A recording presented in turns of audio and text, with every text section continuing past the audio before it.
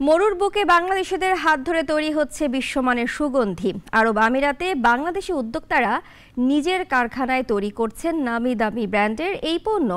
এতে বাংলাদেশি শ্রমিকের কর্মসংস্থানের সুযোগ সৃষ্টি হচ্ছে। জাশেদুল ইসলামের পাঠানো তথ্যচিত্রে জয়ন্ত কর্মকারের রিপোর্ট।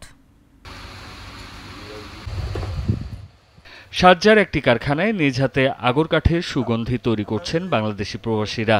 এসব সুগন্ধি ঘরবাড়ি, দোকানপাট, মসজিদ কিংবা খোলা জায়গায় কয়লার সঙ্গে পোড়ালে ধীরে ধীরে মোহনীয় সুবাস ছড়ায়। খুচরা বাজারে যার কেজি মূল্য ধরা হয় ৩ থেকে ১৫ লাখ টাকা। এছাড়াও বাংলাদেশি উদ্যোক্তারা বিভিন্ন সুগন্ধিযুক্ত পারফিউম, আতর তৈরি করছেন মেশিনের সাহায্যে।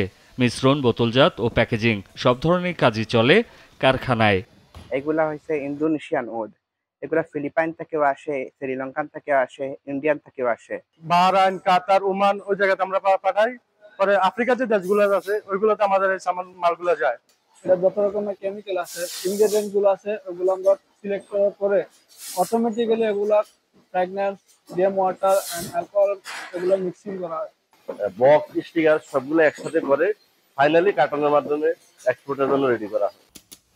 কারখানা পরিচালনা থেকে প্রস্তুত সব ক্ষেত্রে প্রাধান্য পাচ্ছে বাংলাদেশিরা। কোন হাতের কারিগর এমনভাবে উদ্গুলারে প্রসেসিং করে যাতে মানুষ এই সুগন্ধটা আরো স্পেশাল, নিখুঁতভাবে তার বডির মধ্যে কোনো কাঠের কোনো গন্ধ না যাইতে পারে। আমিরাতে নিযুক্ত রাষ্ট্রদূত বলেছেন, শ্রমিক নির্ভর এই সুগন্ধি খাতে বেশ ভালো ব্যবসা হচ্ছে মধ্যপ্রাচ্যে। এই খাতে যত বেশি উদ্যোক্তা তৈরি হবে তত বেশি বাংলাদেশি শ্রমিকদের কর্মসংস্থানের সুযোগ সৃষ্টি হবে।